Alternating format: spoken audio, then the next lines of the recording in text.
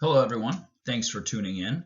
This presentation is designed for parents, but really for anyone, and it's what you should know about the educational process. It's focusing on broad strokes that range from general education to 504 plans to special education. As we talk about some of these things, I'm sure you will have more questions that come up. Feel free to jot those down. If you have any questions, I always encourage people to give me a call or send me an email. It's a good peace of mind to know that you're on the right track. So please don't hesitate to give me a call, send me an email, write down the questions that you have. Feel free to share this presentation with any friends or family that you feel may benefit from it. Here's some contact information about me. My name is Brandon Cochran. I started Brandon M. Cochran and Associates, a family educational advocacy practice. My email address is brandon@feadvocacy.com, and my phone number is 847-754-7917. I tell everyone the first consultation is free, and that's in an effort to remove hurdles for people and families getting information that they valuably need in order to have informed conversations with school districts. This presentation is going to cover all aspects of education, from general education and the MTSS process to 504 plans and special education.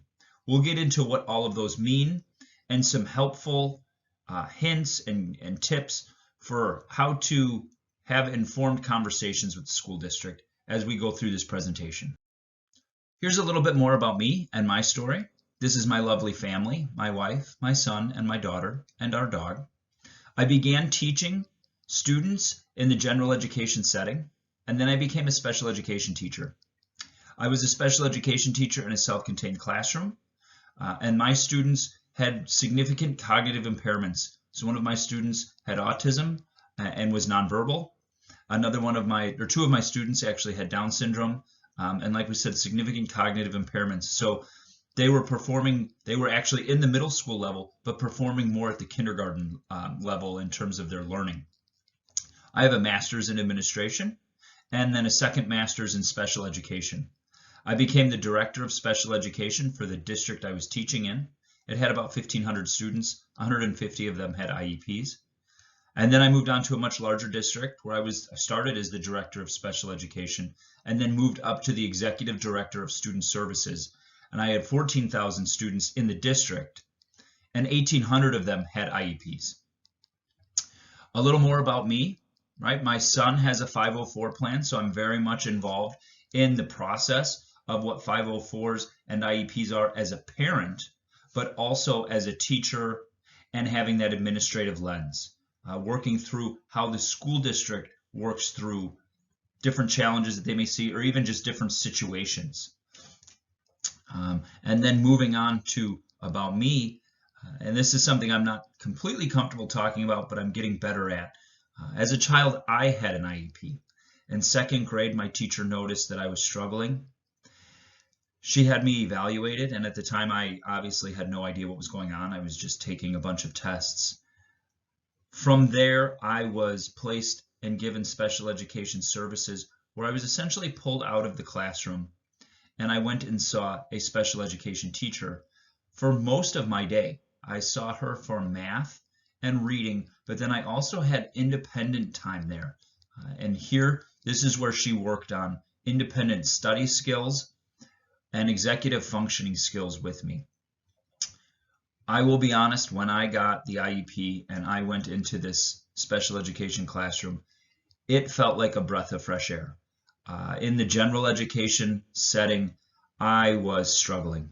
I felt like I was drowning. It felt like I could never keep up. I could never learn enough. In the special education setting, it was a smaller class size. It was extended time.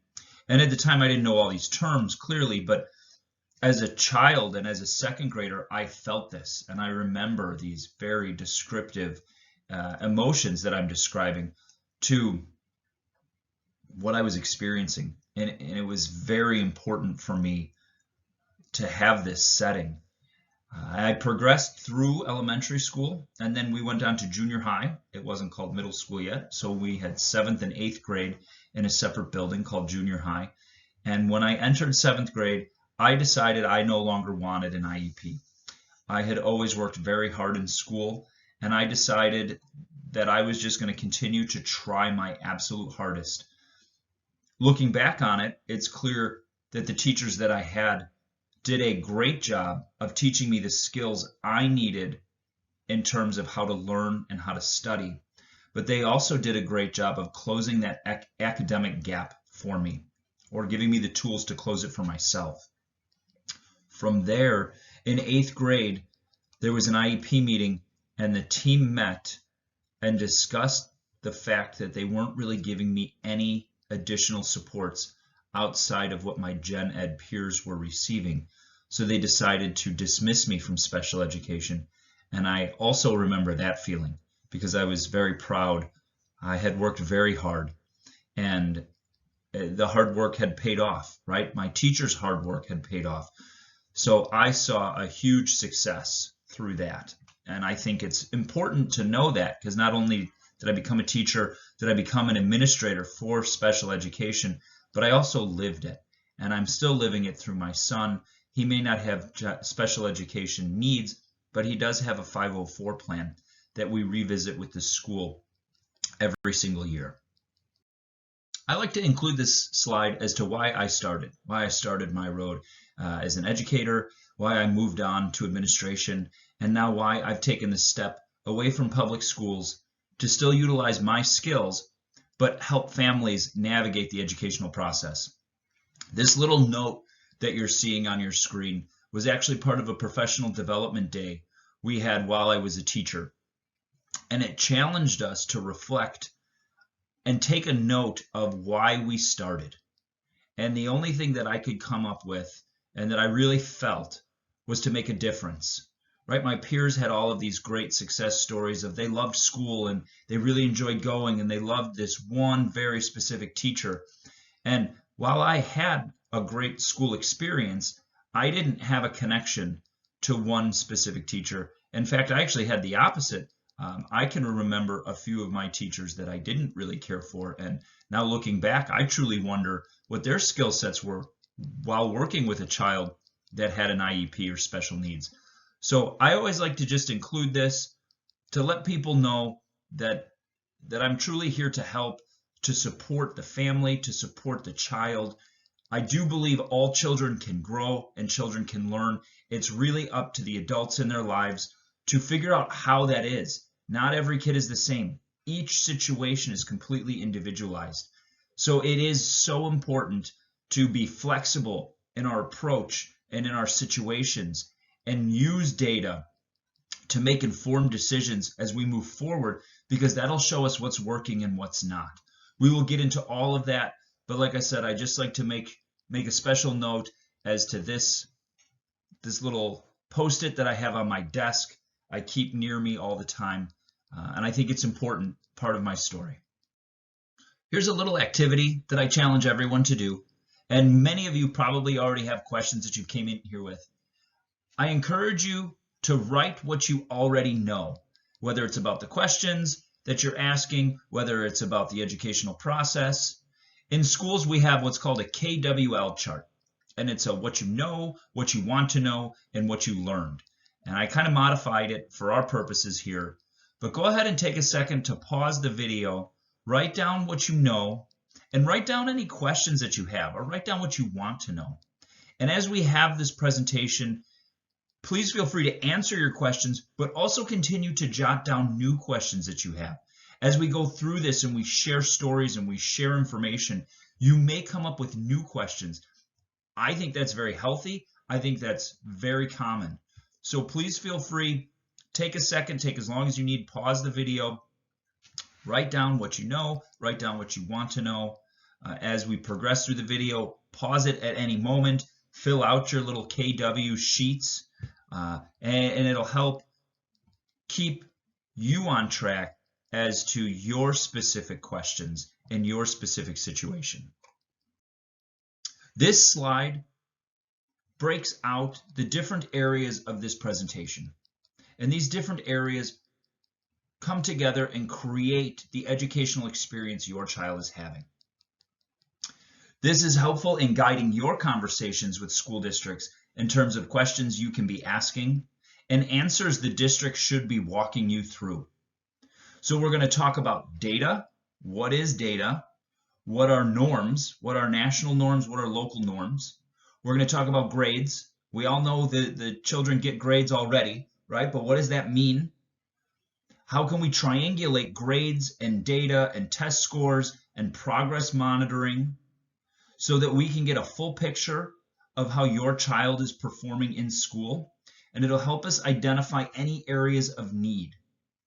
We're going to talk about the MTSS process. That's a little more detailed, but to make a broader statement, it's general education. Within general education, it's called the MTSS process. It used to be called RTI, or Response to Intervention. MTSS stands for Multi-Tiered Systems of Support. I'll briefly get into why that changed and what all of that means.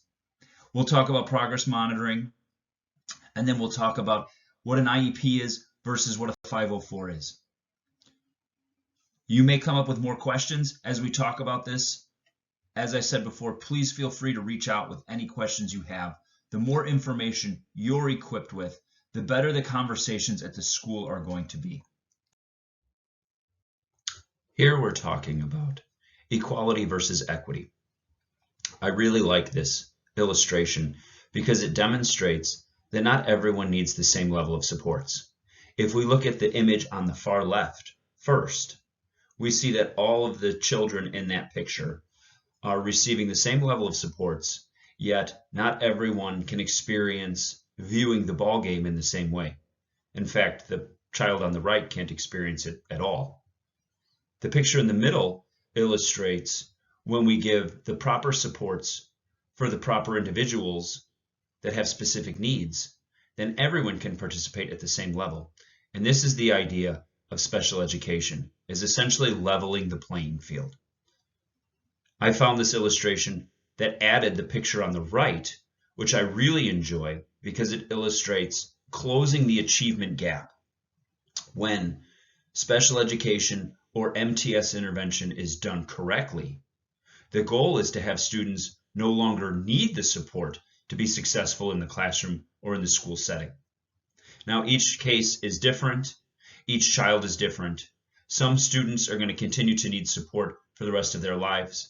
I completely understand that, but I thought it was important to include this to illustrate that we are trying to close the achievement gap.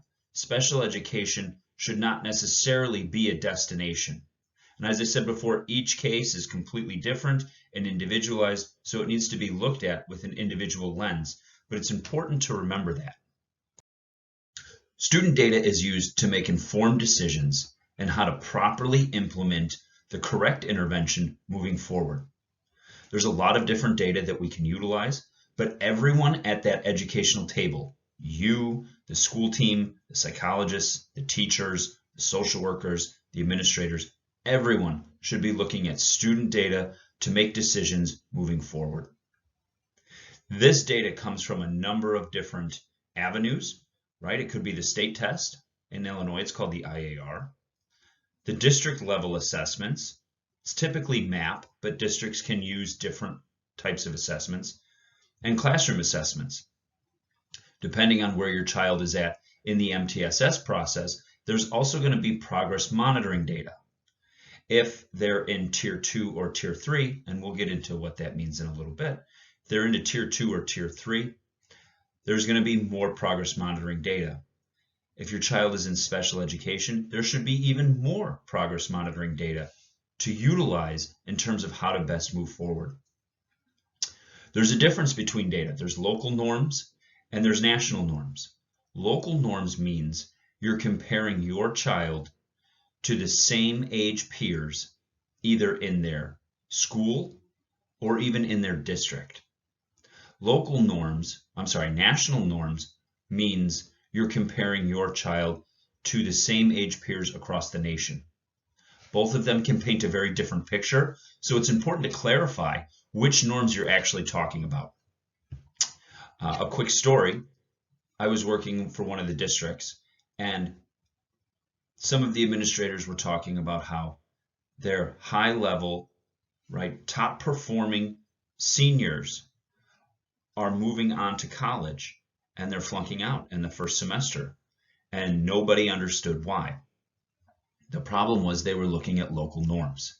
They were comparing those kids to only the other children their age in the same high school, which is kind of like grading on a curve, where national norms compares it to all of the students that same age group across the nation. It gives you a much broader scope of how your child is performing. This information is used to guide instruction. You can really narrow down where the deficits are, and then you can select interventions that are designed to remediate those deficits.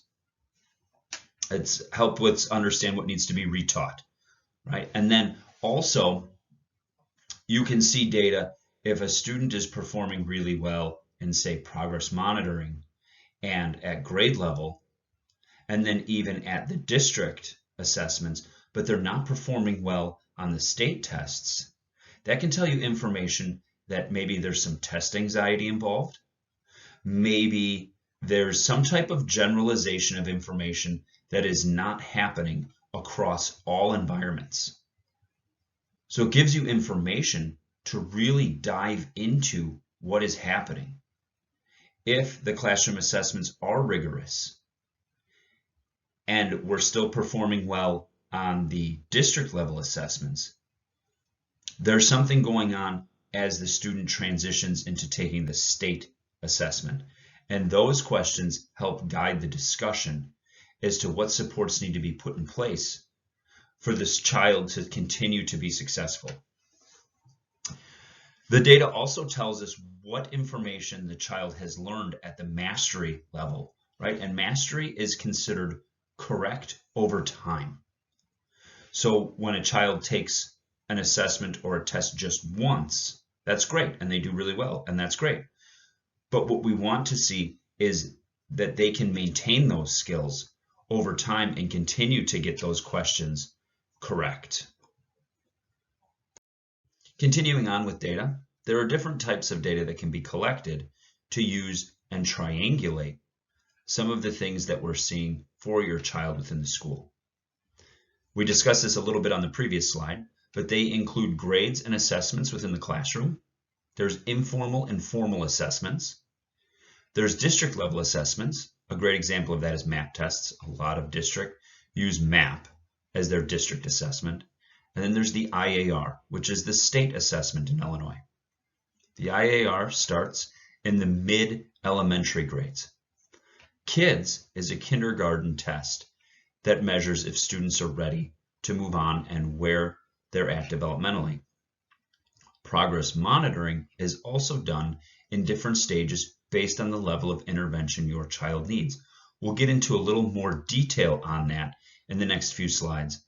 But the major companies that participate in progress monitoring are AimsWeb and FastBridge. I've worked in a number of different districts. We always used AimsWeb. As I continue to help families, some districts use FastBridge. It doesn't really matter as long as you understand which progress monitoring tools the school district is using. Grades. We know that we get report cards quarterly. Within the child's school day, within the child's school week, there are formative assessments that are done. These assessments are essentially any work that the child is turning in that the teacher can grade and then determine if any reteaching is needed for the children to continue to master that skill. When they make the determination that students have a good grasp on the concepts and the knowledge, teachers typically decide to move on. Summative assessments are considered unit tests, right? The finals that we know in college or high school. They're kind of the end-all grade for that unit, and then the teacher moves on and builds upon those skills within the next unit. Daily data should be taken for your child, and that's done in the form of classroom work, homework, quizzes. They have items called exit tickets and even tests thrown in there. So one of the major questions that you want to be asking the school as you're engaging in conversations is, are these grades being compared to local norms or national norms? We talked a little bit about that with data, but remember, local norms is like grading on a curve. So even if your child is getting 100% and they're getting straight A's, if they're only being compared to local norms, they're the ones that are setting the bar for all of the other students. I have seen grades be subjective before. I have seen teachers provide so much support to children while they're in their classroom, and they're coming from a good place. But they're providing so much support that we're actually getting a false sense of what the child can do. So it's important to have those conversations as you discuss this with the school, so that we're getting an accurate picture of what your child can do. This is also another reason we triangulate information. We don't just look at grades, but remember, we look at grades from the classroom, we look at the district assessments, we look at the state assessments, and we look at any progress monitoring that's being done. This all helps give us a complete picture of what your child is performing at. Here we're going to talk about general education and the MTSS process, or multi-tiered systems of support. I've mentioned this a few times, but there are many layers of supports that are done in general education.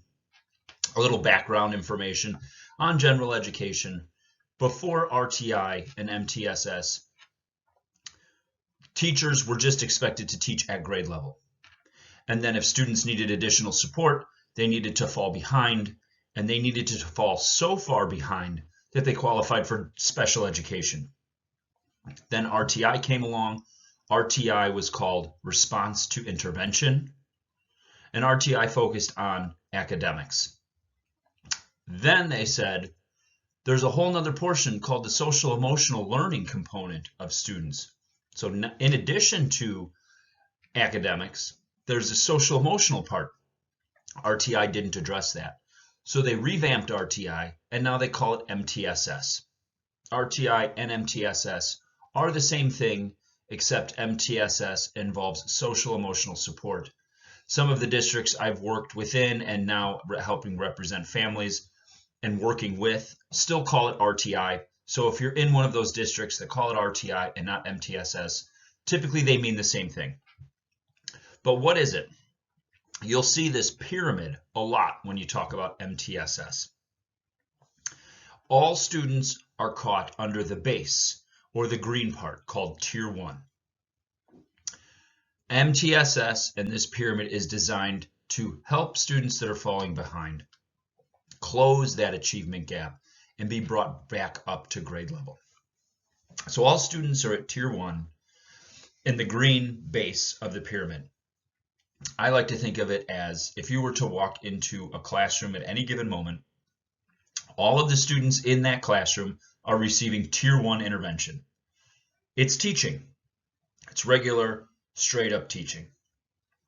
If students start to struggle within Tier 1 and they start to slip below grade level, and grade level is measured at the 25th percentile, and we'll get into that in a minute when we talk about progress monitoring, but they start to slip below grade level, there should be conversations around your child either needs Tier 2 or Tier 3 support. There are entry and exit level criteria to enter into Tier 2 and Tier 3 and to leave Tier 2 and Tier 3. And that's all done with data, which is why it was so important that we talk about data in the first place. Each district, each school may have different entry and exit criteria for Tier 2 and Tier 3. So as you start to hear these conversations happen about your child, it's important that you know and you understand what those entry and exit criteria are. And then as you start to get progress monitoring data, you know what your child is working for. Okay, but some examples, and like I said, these are just examples. but Tier 1 is everyone in the Gen Ed classroom.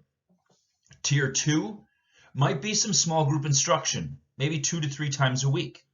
Your student is either pulled out of the classroom, or maybe they're taught in a separate area of the classroom for a little bit with typically a different intervention, different curriculum, right? There's not necessarily curriculum, some places call it curriculum, but there's different programs called interventions that they can use.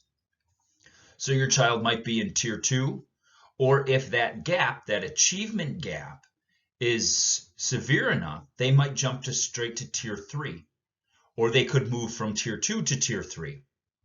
And then the goal is always to get your child back to Tier 1.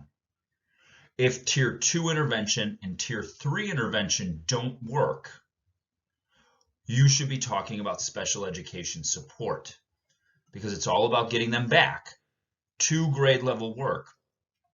And if the data is showing that Tier 2 intervention is not closing the gap and Tier 3 intervention is not closing the gap, something else needs to be done to close the achievement gap, right? All students can learn. So this illustrates Tier 2. We talked about the example of maybe a small group setting.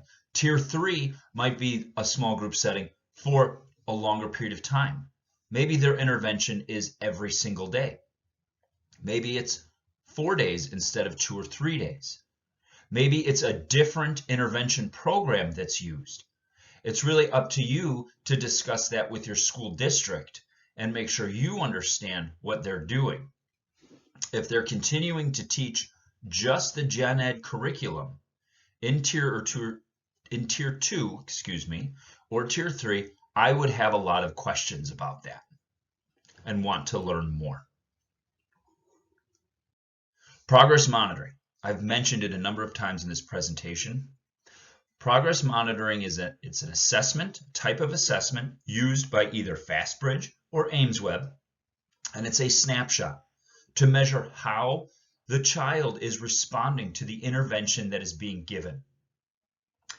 Each of the dots, the black dots, represent a score that the child has performed on one of the probes from FastBridge or AimsWeb that are nationally normed.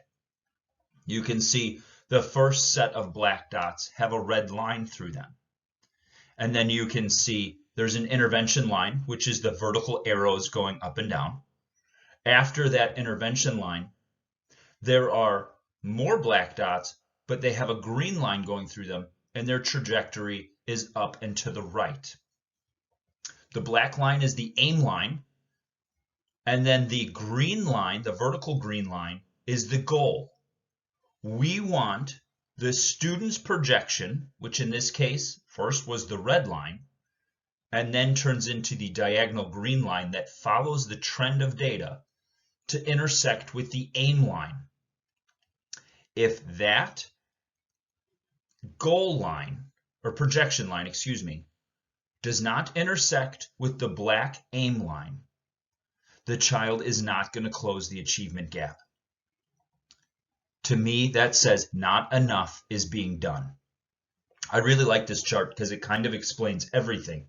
But if you look at the red line first, there are a bunch of scores, of data points that the child has performed, and there's a red line going down and to the right. The child was not improving with the intervention that was being given. Then you see an intervention change, which is the arrows going up and down. What happened here is the team recognized that the intervention they were utilizing is not making an improvement for the child. So they changed the intervention, which is marked by that arrow line. And then they started measuring, progress monitoring, the intervention that they were doing again with the student. And you see that the projection line has now changed.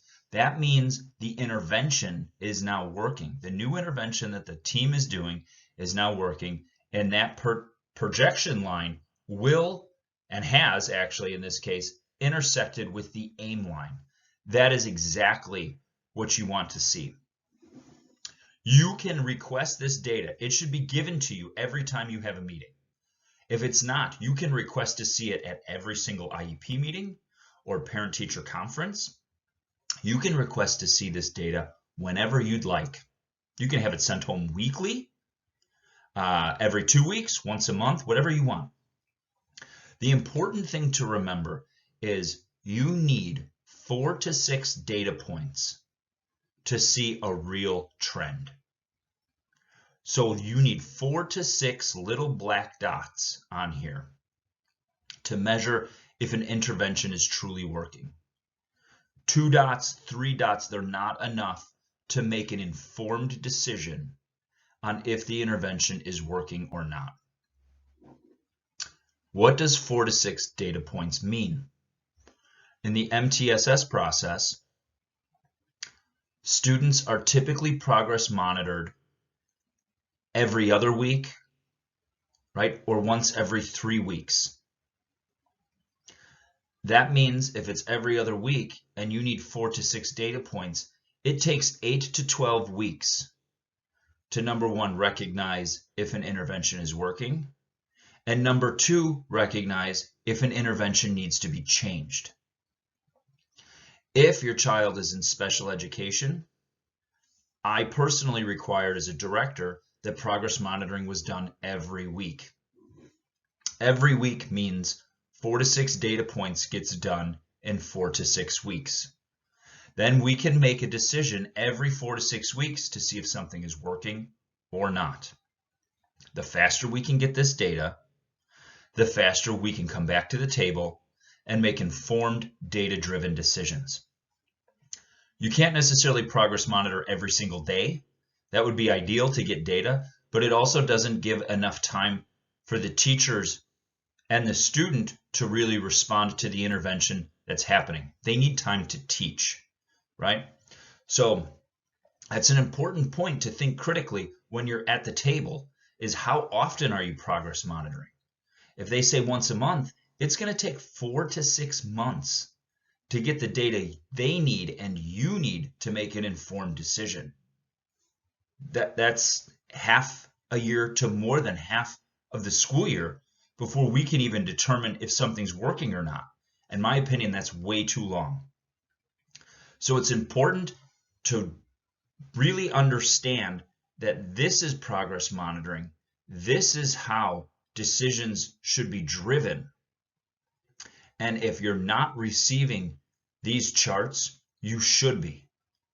And if you still have questions about that, ask the school district. They should be explaining this stuff to you.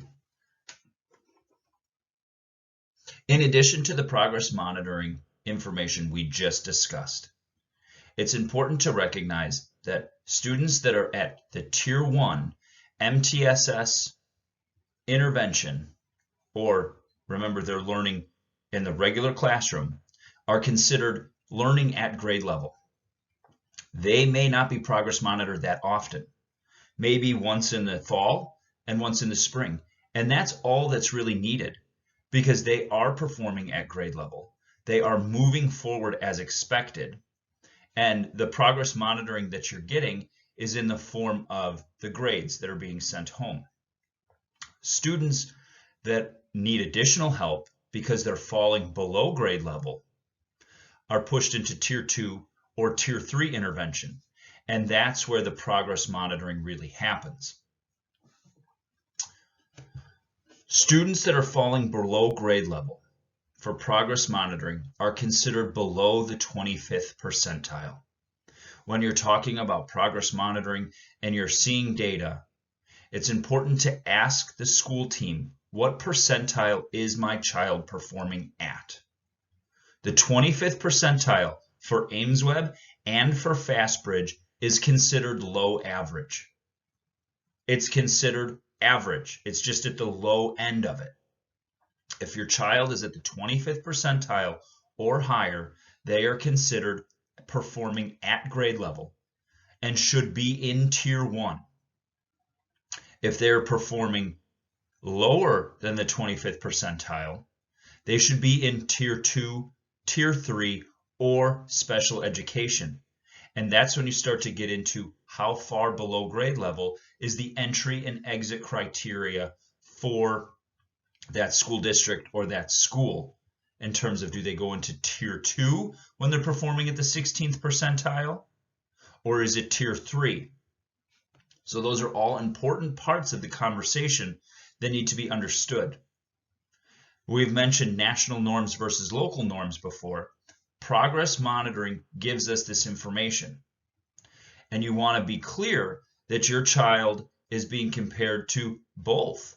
It's important that they're compared to both, but it's more important that you understand while you're having these conversations, which one are we currently talking about? Because remember my story from the high school where I worked.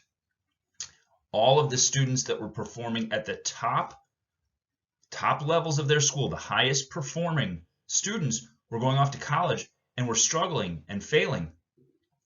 But they were only performing at the top level according to local norms. The next question would be, where are they performing according to national norms? And some schools, some school districts, students perform well above average compared to local norms, but as soon as you compare them to national norms, they might be closer to the 25th percentile or even below.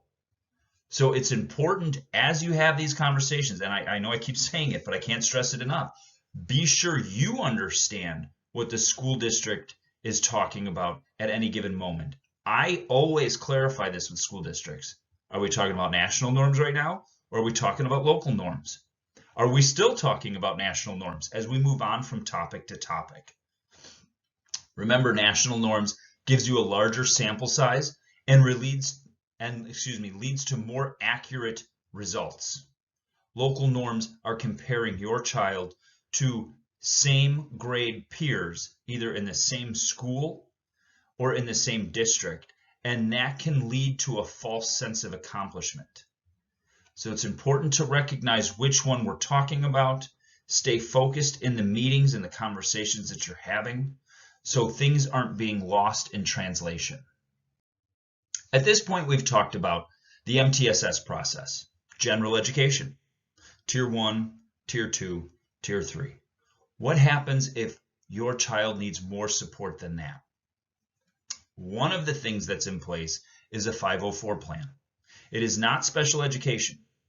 504 plans are designed to provide support for students that either haven't fallen greatly behind academically or just need accommodations to maintain achieving at grade level. These accommodations are put in place to level the playing field.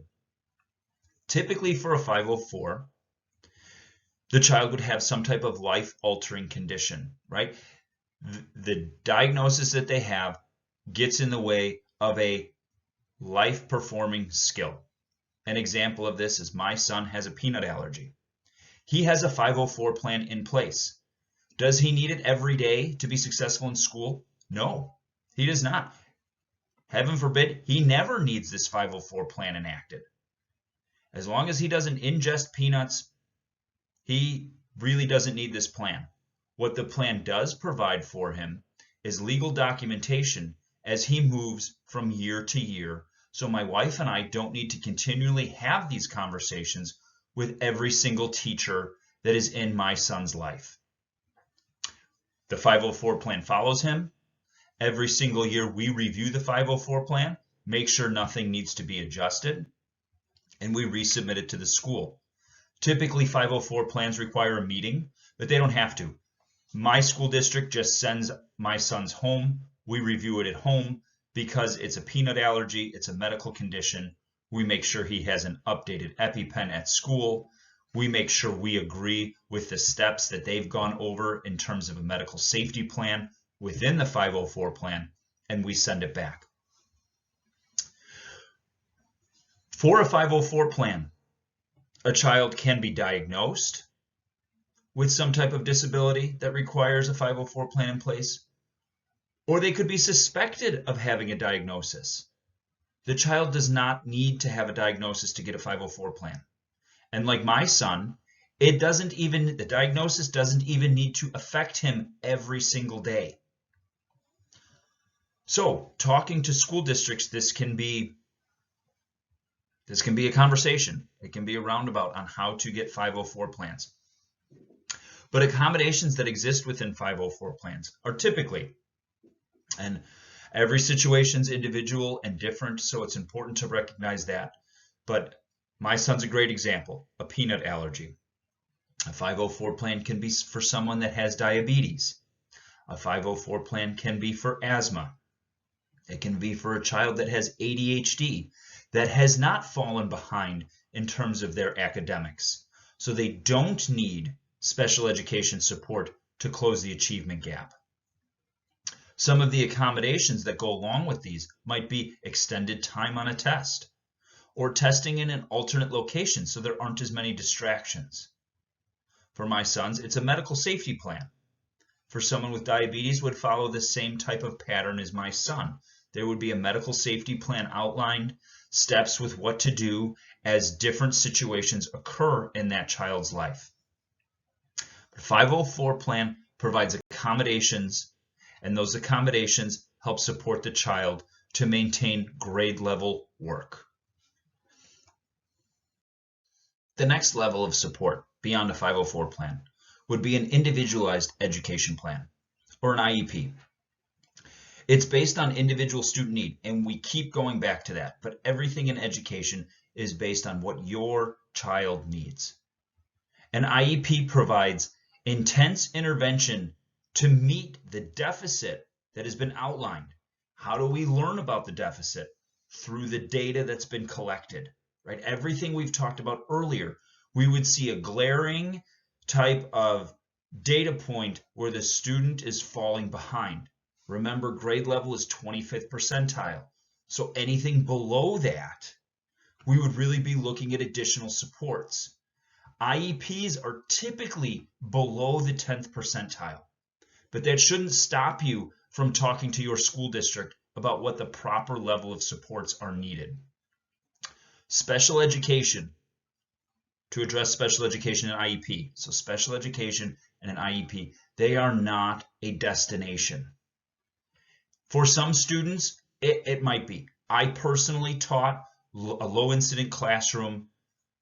My students had significant levels of autism and Down syndrome and were nonverbal, and the data showed that my 8th grade students were performing at a kindergarten level. They were making progress, but most likely the students that I were teaching were going to require special education supports as they moved through school. But students with other needs, right? And autism doesn't necessarily need to be in that, because autism is there's a continuum. There's a whole spectrum of different levels of autism and different levels of intensity. So special education should not be seen as a destination. It should be seen as a solution to help get students to grade level, and then you talk about exiting. Special education intervention must be research-based. There are schools and school districts out there where the general education system and curriculum is teacher-created, and that's not wrong. I'm not saying that's wrong, but special education intervention and curriculum must be research-based, and that's required by law. Parents and students have rights that protect them under IDEA, right? We call it IDEA, but it's federal law that trickles down to the state and then down to the school districts. There are quite a few laws that are associated with that for protection, but one of them is parents have the right to call an IEP meeting whenever they'd like, if their child already has an IEP. Something with the 504 plan, parents also have the right to call a meeting with a 504 plan to review that plan, to review the supports that are put in place. Parents have rights to always have conversations with schools. IEP plans can include accommodations as well. But remember, the accommodations, the examples I used were extended time and testing in an alternate location. Those are things that can be done to limit distractions, to help support the child so that they can perform at grade level. For special education and for an IEP, in addition to accommodations, modifications to the learning outcomes can be made. What does that mean? That means that if a student is performing so far below grade level, maybe they aren't learning absolutely everything that their general education peers are learning. So learning outcomes can be modified. We would still track progress to make sure the child is improving, and the goal is to get them to a point where modifications are not needed. But modifications are required to be done by a special education teacher. And in Illinois, they're called learning behavior specialists, or LBS1s. So if you hear that term, that's what they're referring to as special education teacher. So that's the gist of what an IEP is. IEPs are required to be met and discussed every single year. And every 3 years, there needs to be a re-evaluation. Parents must provide permission for the school district to do the initial evaluation and any re-evaluation because they're doing different tests for their child. School districts are not allowed to do different tests. If they did these assessments for every child, permission is not needed. Just like unit tests, district tests, state tests, all students participate in them. Parent permission is not needed. If they do something different for your child, parent permission is required. At this point, we're going to get into a few more of the rights covered under IDEA that go along with special education and an IEP. Before we start talking about the bullet points, I just want to go over how to properly request for a special education evaluation. If you suspect your child needs additional support and you would like a special education evaluation completed, you have every right to request one. You do that by simply sending an email to the school principal. You can include the school teacher, your child's teacher, the school psychologist, but the school principal should be moving on the ball pretty quickly with this, and include in there that you are formally requesting a special education evaluation for your child, and you look forward to hearing from the school district. From when you send that, the district has 14 days to legally respond to you. Those 14 days do include the weekend, and they have to respond to you with an official legal document, and it's in their IEP system. They have it. With that documentation, they will either deny the evaluation or they will approve it. They have the right to deny it, so they can still say no, but they have to let you know legally within 14 days. If they are denying it, they should have good data stating that your child does not need additional social emotional support or academic support because your child is performing at grade level. So that's how to start the special education evaluation process. Any meeting that they're going to call is called a conference. Any meeting that they're going to call with you to either start the special education process, have an IEP meeting, whatever they want to talk to you about, they are required to give you 10 days notice. They are not allowed to meet before 10 days notice. You have the right to waive the 10-day notice if you would like to meet before then, but they do not have the right to waive those 10 days. You are allowed to bring whoever you want to the meeting. If you want to bring your brother or your sister or your aunt because they know more about education or have a different lens or have more experience in a certain area, you are more than welcome to bring them, and you do not need to tell the school district. You can tell the school district as a courtesy, but you don't have to. If you want support from an advocate like me or from me particularly, you can bring me. We can talk the morning of, and I can attend the meeting. You do not need to tell them you're bringing anyone else. I will say, and this isn't for all districts, but some districts, if you bring an attorney, will want their district attorney present. So most of the time they will reschedule the meeting so that their attorney can be present while your attorney is also present. You have the right to meaningful participation. What that means is you have the right to have any documents and any data the school district is planning on using to making any decisions for support for your child 3 days before the meeting. If for whatever reason this documentation gets lost in the mail and you don't have it until the day of, that is not considered meaningful participation. The documents should be in your hand 3 days before the meeting so you can review it and you can participate in the meeting without feeling overwhelmed at the meeting. Typically, being overwhelmed goes with these meetings, but if you can be more prepared by reading over the paperwork in advance, it's helpful. If you need an interpreter, you can have a qualified interpreter at the meeting at the school district's expense, and their sole purpose is to interpret for you. They're not supposed to be someone else on the school staff that is also doing something else in the meeting. Their only job and responsibility there is to interpret the conversation that is happening for you. What do you do if you disagree with what the education team is deciding? Every time you meet, you should get a copy of parental safeguards. Some districts only give them at the very beginning of the special education process. You have the right to request another copy at any given time. And they're actually also on the Illinois State Board of Education's website. If you disagree, it's outlined what you should do in that packet. I also encourage you, if you disagree, to ask the school district what to do. As a director, I could see that families were sometimes upset with what was going on, and I would open up the paper and I would highlight the section for them on what they should do. So the district should be a resource for you in terms of what next steps can be taken by you, whether you agree or disagree. The next one is very important.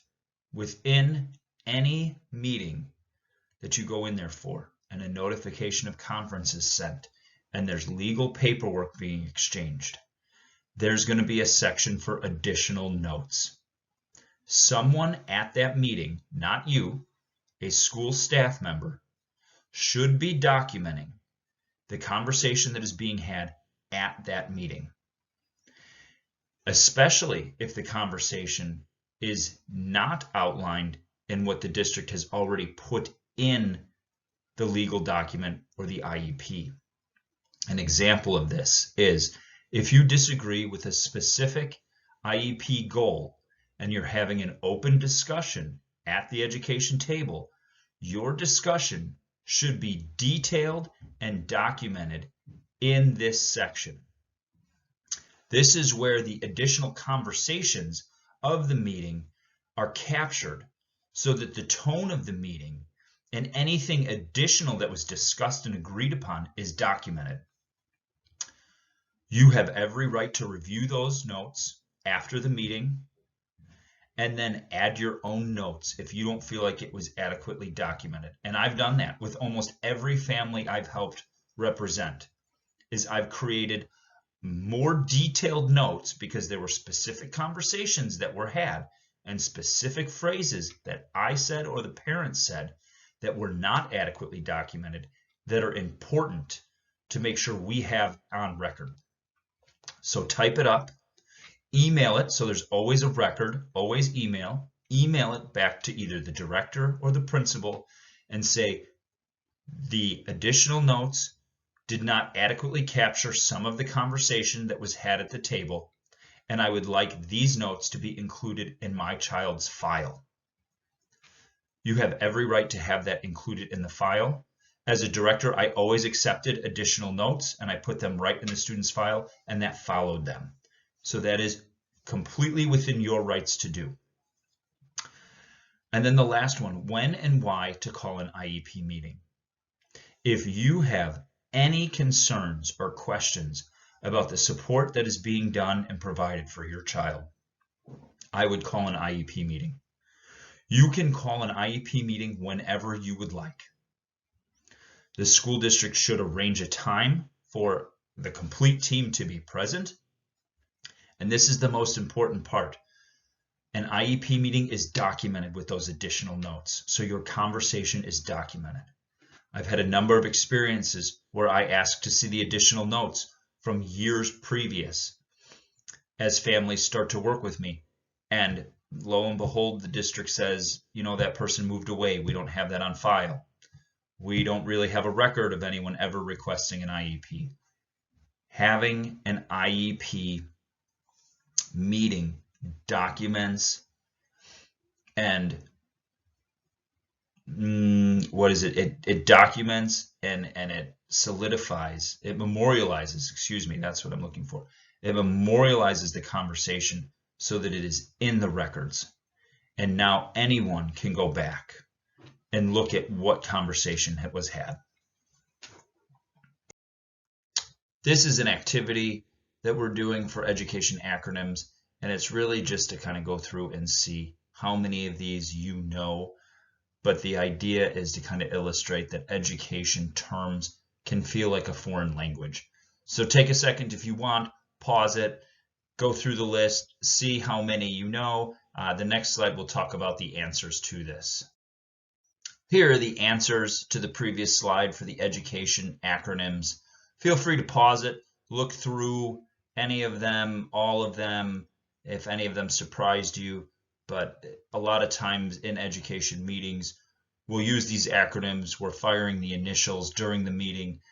I've had clients actually look at me and say, can you please explain what that acronym meant? Because it's easy to get caught up in the meeting as we move forward with the educational language that the people that have been in the field are accustomed to talking about. As we kind of wrap up here, I like to talk about accountability. Education is about making data-informed decisions that drive where we're going to go next in the education process to help support students. We use the data-informed decisions. Districts use data to make decisions. It's best if you're equipped with that same type of knowledge and know what to ask. It's difficult when you're going into a meeting and you don't even know what you don't know. And as we step through that process and we use data, we're asking school districts and teachers to show the data that shows that the child is learning and making progress. And if they're not, that's where we focus our attention and our questions and our conversations.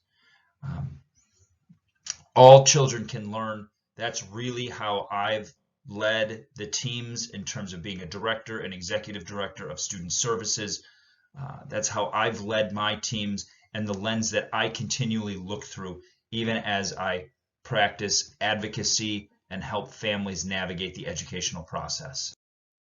A little more about me. I have a child-centered approach, a philosophy that all children can learn and grow. I work within the federal and state laws that districts are required to work within. And I have that lens, that unique lens, through my experiences of teaching and working as a director and executive director within the school system. We provide accountability for all team members through the use of data and insist on child growth by triangulating the different data points that range from grades within the classroom, district level assessments, state level assessments, progress monitoring data that's compared to national and local norms. So what's next? I understand that every situation is completely unique and different. Every child has their own set of unique circumstances that needs to be looked through and thought about and help create the best support plan possible within the school district. As I've said before, I'm happy to answer any questions or continue the conversation with you. On the next slide, we'll get into more of my contact information. Here's my information. My phone number is 847-754-7917. My email is brandon@feadvocacy.com. That stands for Family Educational Advocacy. And then my website is feadvocacy.com. Feel free to scan this QR code and it'll take you straight to my website. Now is a good time to check your notes page, see if you still have questions that we haven't answered. I'm happy to continue the conversation. The initial consultation is free. I believe in removing hurdles so that families can get the information that they need to make the most informed decisions moving forward. I hope you enjoyed it. Please feel free to share this presentation with any friends or family that you may feel could help them. Thank you for watching, and take care.